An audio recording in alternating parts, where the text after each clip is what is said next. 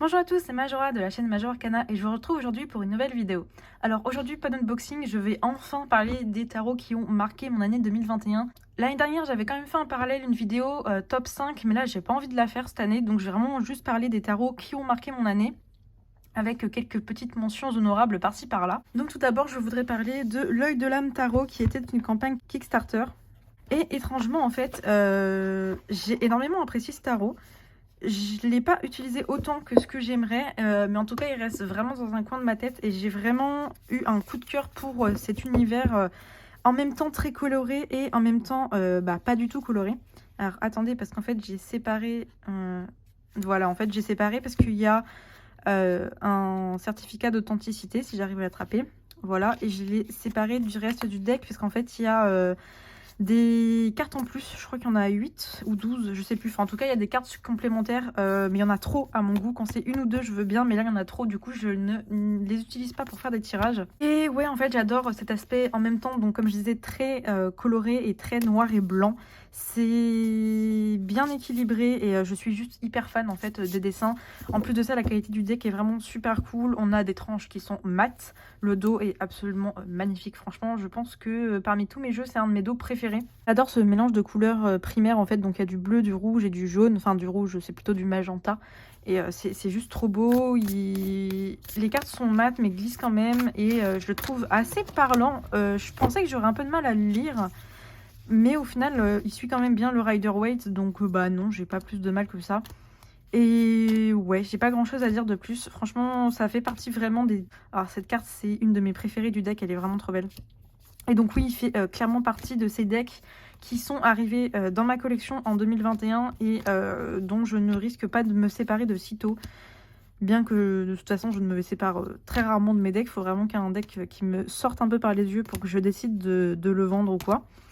Mais ouais, il est... En fait, il est doux, tout en ayant un côté un peu dark.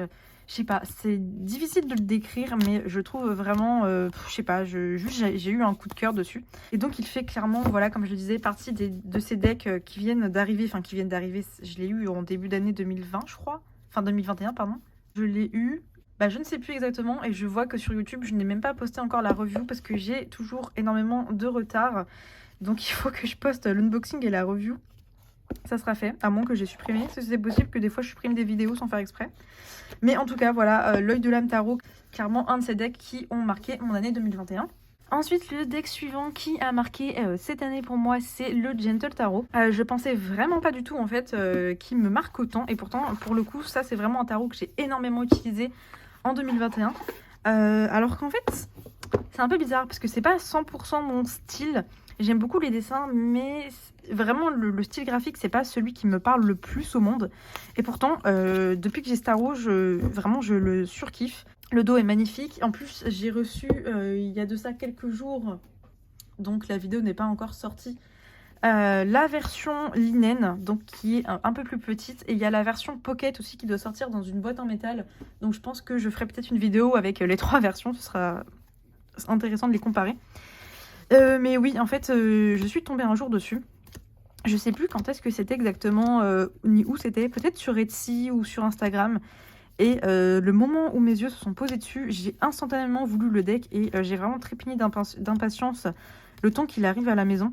Et depuis que je l'ai vraiment énormément utilisé pour le coup. Si je faisais une vidéo top 5, il serait clairement dans ces decks, top 5 des favoris. Mais là, comme j'en fais pas, je voulais quand même l'inclure au moins dans la vidéo des decks qui m'ont marqué, étant donné qu'il en fait évidemment partie. Pourtant, en plus, l'univers, il y a quand même énormément d'animaux. Et moi, je me rends compte que j'ai de plus en plus de mal avec les decks où il y a vraiment beaucoup d'animaux. En plus de ça, les cartes de cours ont été renommées.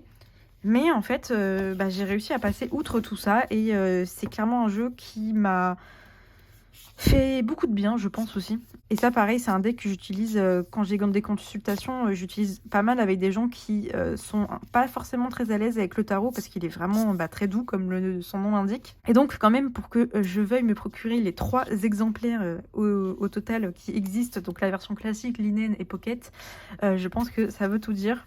Puis, en plus, on est encore sur des tranches mates, un dos magnifique aussi. Et c'est la même qualité de carte à peu près. que l'œil de l'âme. Par contre, je me rends compte à l'usage qu'il y a des genres de traces blanches. Je sais pas si ça se verra en vidéo. Mais il y a des traces blanches qui apparaissent sur certaines cartes. Je sais pas du tout dû à quoi c'est dû. Je sais pas si ça se voit là. Là, en plus de ça, il y a une rayure. Mais ouais, il y a des traces blanches qui apparaissent là. Là, ça fait comme comme si c'était des petits nuages. Je sais pas. Mais bon, c'est pas grave. Ouais, je pensais vraiment pas l'utiliser autant et au final, ça fait partie de mes decks préférés à l'heure actuelle. Donc ça, c'était pour le Gentle Tarot.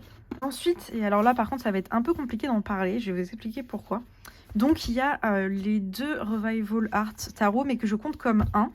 Et en fait, c'est plus compliqué que ça parce que maintenant, j'en ai même un 3e, même s'il n'y a pas écrit Revival Art. Pour moi, c'est quasiment le même genre de deck. Et le truc, c'est que je peux pas vous montrer de cartes là tout de suite parce qu'en fait, j'ai assemblé les 3 decks pour en faire un unique, un pour moi, en choisissant les cartes que je préfère. Donc du coup, ça va être un peu compliqué de vous en parler parce que sinon, je vais forcément devoir mentionner le Sacred Legacy que je viens d'avoir. Mais je vais quand même essayer. De toute façon, j'ai dû remettre les cartes que je voulais pas dans mon deck. Vous voyez que là, du coup, il y a aussi, il y a déjà 2 decks mélangés parce que du coup, je me suis retrouvée avec 3 decks. Non, avec 4 decks au total. On va dire plus ou moins. Sauf que j'avais que 3 boîtes. Donc j'ai dû remélanger. Parce que du coup, j'avais le reste de celui-ci. Le reste de celui-ci. Le reste de celui-là, plus le deck que j'avais créé en mélangeant tout. Donc j'ai dû en fait mélanger un peu dans les boîtes, donc c'est un peu bizarre. Mais j'ai encore des cartes pas mélangées, du coup celles que j'ai pas choisies, donc ce sera pas forcément les plus belles parce que c'est pas celles que je préfère. Mais ouais, c'était la première fois que j'avais un tarot avec des œuvres d'art. Enfin, oui et non, parce qu'il y avait aussi le Majestic Art, mais le Majestic Art, c'est surtout des paysages, alors que là, c'est principalement des tableaux avec des gens dessus. Et oui, ça fait clairement partie de ces jeux qui ont marqué mon année. Je ne l'ai pas forcément utilisé tant que ça, mais en fait, juste le fait d'avoir un jeu avec des œuvres d'art, pour moi, c'est assez important parce que, étant donné qu'à la base, je suis très intéressée par l'art et j'ai fait un cursus artistique dans mes études, voilà, c'était important et quand j'ai enfin trouvé un deck qui correspondait, forcément ça m'a tout de suite intéressé de me le procurer.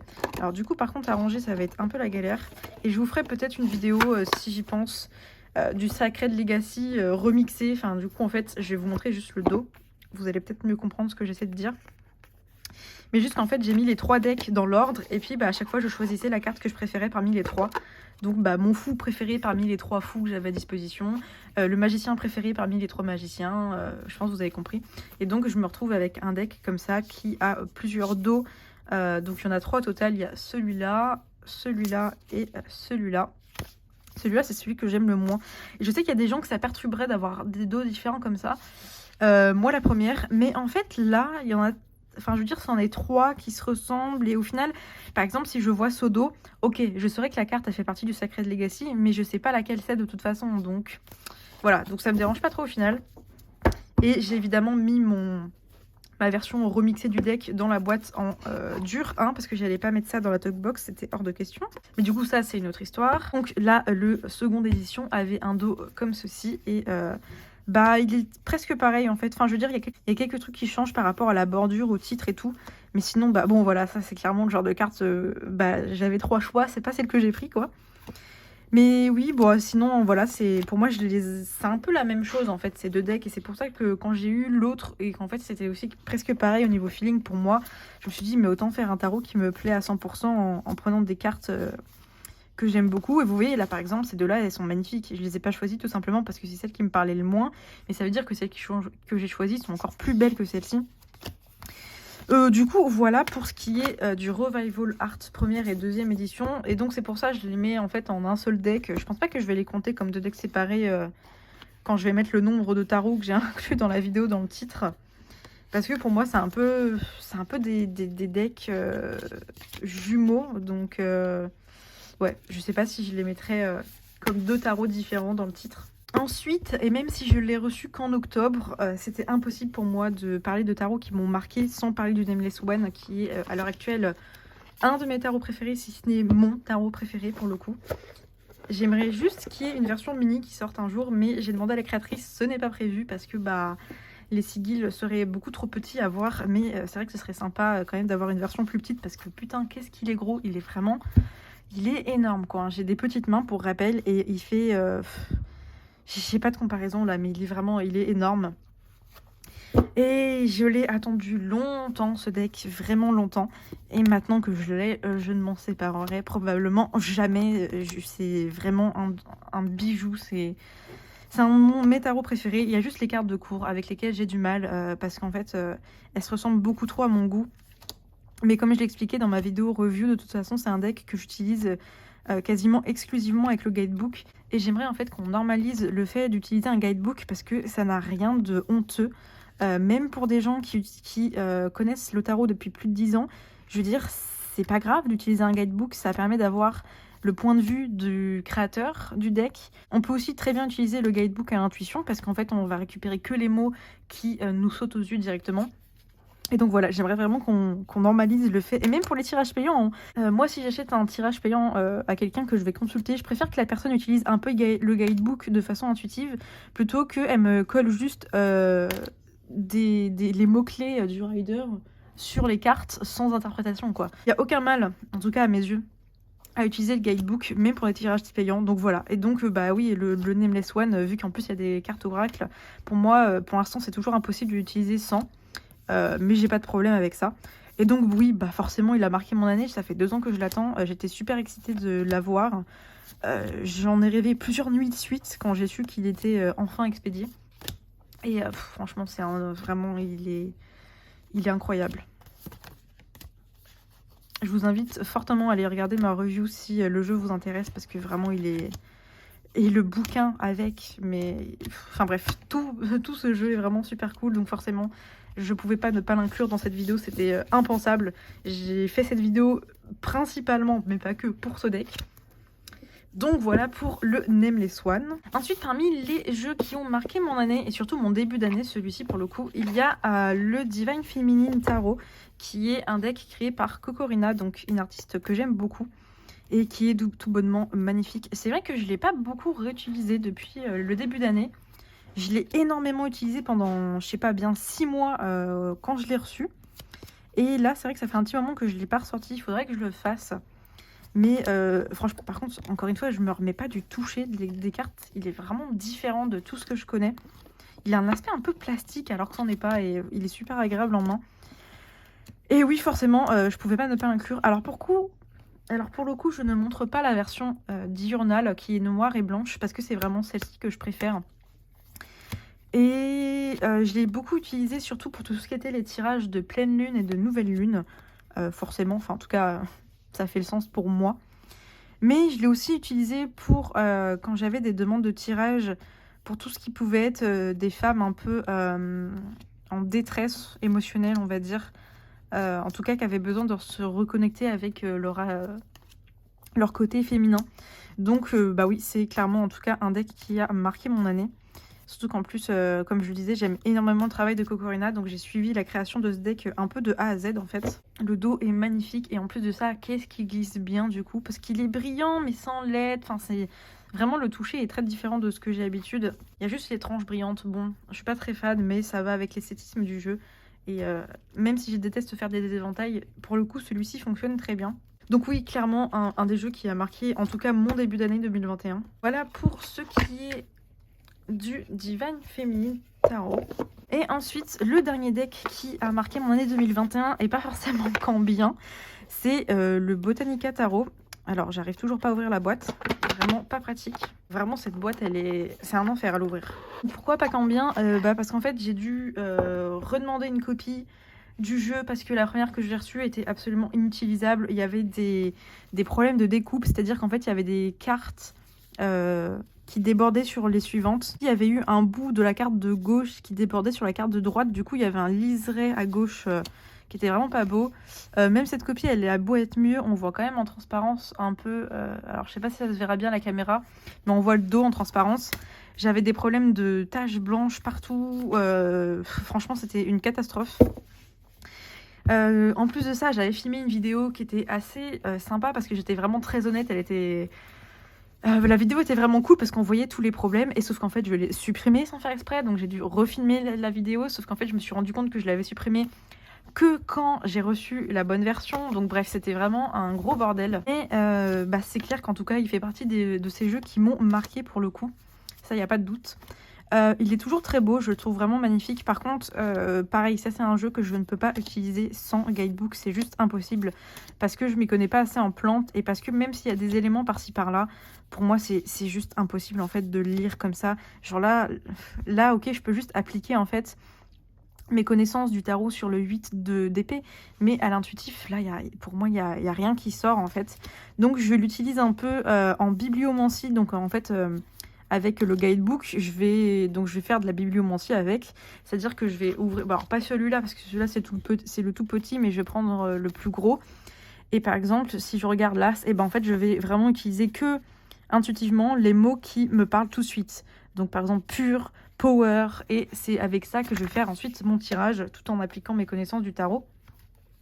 Et c'est pour ça que je disais tout à l'heure que ce serait bien de normaliser l'utilisation du guidebook, parce que, bah oui, c'est possible d'utiliser un guidebook à l'intuitif en faisant donc, comme je viens de le dire 3 fois maintenant, de la bibliomancie avec. Et je vous invite à vous renseigner si vous ne connaissez pas du tout. Mais en tout cas, c'est clair que c'est vraiment un deck que je trouve vraiment très très beau. Les dessins sont magnifiques, surtout c'est des peintures sur bois. Et bah ouais, enfin vraiment juste, c'est une de mes cartes préférées. J'adore le fait qu'il y ait du violet qui est pas débordé, mais qui est dégorgé un peu comme ça. Je trouve vraiment, voilà, ce jeu est vraiment très très beau. Mais oui, donc c'est clair qu'il a marqué mon année et pas combien, comme je disais, parce que ça a été une grosse galère au début. Il y avait vraiment, j'étais super déçue et surtout que j'étais pas la seule. Je vous invite à aller voir sur Kickstarter le Botanica Tarot du coup. Et vous verrez que les commentaires d'il y a plusieurs mois, c'est que des gens qui se plaignent comme quoi ils ont reçu un deck avec des gros défauts. Mais bon, maintenant j'ai une version qui est presque parfaite, donc ça me va évidemment. Mais en tout cas, c'est sûr qu'il aura marqué mon année. C'est presque tout pour cette vidéo, mais j'ai quand même une petite mention honorable à faire pour le Keymaster Tarot que j'ai reçu en tout début d'année 2021. Mention honorable, pourquoi? Parce qu'en fait, déjà, cette boîte est absolument magnifique. Je veux dire, j'ai jamais vu une boîte aussi détaillée. Elle a été imprimée en 3D, si je dis pas de bêtises, ou alors c'était un moule, je ne sais plus exactement. Mais en tout cas, elle est très qualitative. Mention honorable, tout simplement parce que, certes, il a marqué mon année, mais en fait, je l'ai très peu utilisé. Parce que, pour le coup, on est vraiment sur un deck qui s'inspire du Marseille, tout en s'inspirant des cartes à jouer. Et pour l'instant, je me sens pas encore tout à fait prête à l'utiliser complètement. Sachez que si ce jeu vous intéresse, il va sortir, il est sorti, il va sortir en mass market sur Amazon. Je sais pas exactement. C'est le créateur qui m'en a reparlé parce qu'il sait que j'aime beaucoup son travail et c'est devenu un ami en fait par la suite. Qui m'avait d'ailleurs, si vous avez vu la vidéo, souvenez-vous, qui m'avait donné gratuitement dans ma campagne, dans ma récompense Kickstarter, une des versions du jeu. Parce que moi j'avais pris cette version-là et j'avais pris la version toute petite et il m'avait donné la version standard aussi. Donc j'étais très contente forcément. Et le jeu est vraiment absolument magnifique. Mais oui, pour l'instant, je me sens pas encore tout à fait capable de l'utiliser. J'ai besoin de plus travailler la numérologie, chose que je ne fais pas parce que pour l'instant, ça ne m'intéresse vraiment toujours pas. Mais j'aimerais d'abord acheter un petit deck de cartes à jouer à 1 euro, vraiment les poivres qui coûtent pas cher, et mettre des mots-clés dessus en fait pour essayer d'utiliser les cartes à jouer en cartomancie. Et ouais, en tout cas, le jeu est vraiment magnifique. Donc ça, c'est clair que ça fait partie des jeux qui ont marqué mon année, ne serait-ce que par la beauté du jeu, en fait. Et donc voilà, sachez que si il vous intéresse, il va sortir en version standard mass market sur Amazon. Si au moment où j'édite la vidéo, il est sorti, vous aurez un lien. Et s'il n'est pas sorti, pour l'instant, je vous aurai le lien du shop du créateur. Mais donc, il va sortir en mass market. Mais oui, j'aimerais bien essayer de l'utiliser plus, mais pour l'instant, je m'en sens pas encore tout à fait capable. Son heure viendra, mais c'est pas encore le cas. Donc voilà qui met un terme à cette vidéo de decks qui ont marqué mon année. Donc au total, il y en aura eu 6 plus ou moins si on réunit en fait en un seul deck les 2 éditions du Revival Art, et 7 si on inclut celui-là, mais je pense que je le mettrai pas dans le titre, je sais pas. J'espère que cette vidéo vous aura plu, même si elle arrive un peu tard par rapport au fait qu'on sera déjà en février quand elle sortira. Si vous n'êtes pas abonné à ma chaîne, je vous invite à le faire ainsi qu'à laisser les classiques pouces bleus, commentaires et à partager si la vidéo vous a plu. Et moi je vous dis à bientôt pour une nouvelle vidéo. Salut tout le monde!